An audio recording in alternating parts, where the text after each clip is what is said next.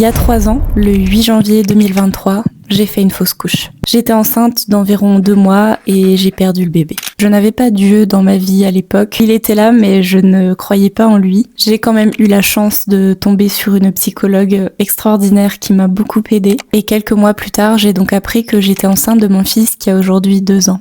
Comme ça fait 3 ans et que ça laisse quand même des traces, même si je suis guérie, j'ai eu envie d'en faire un épisode dans mon podcast que je vous invite à aller écouter. Donc je ne vais pas trop m'attarder ici, mais je veux simplement dire à toutes les mamans à qui ça arrive, oui c'est dur.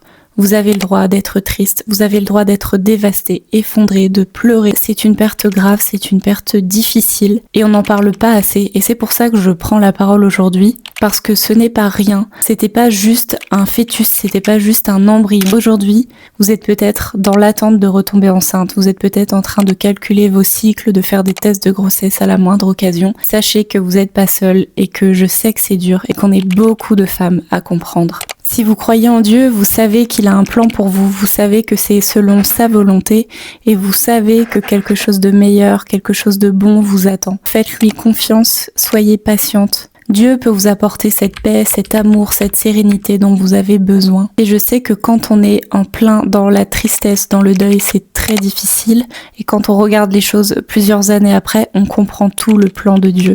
Gardez espoir. Je peux pas vous garantir que vous allez tomber enceinte dans la minute parce que je ne suis pas Dieu. Faites confiance, vous n'êtes pas toute seule.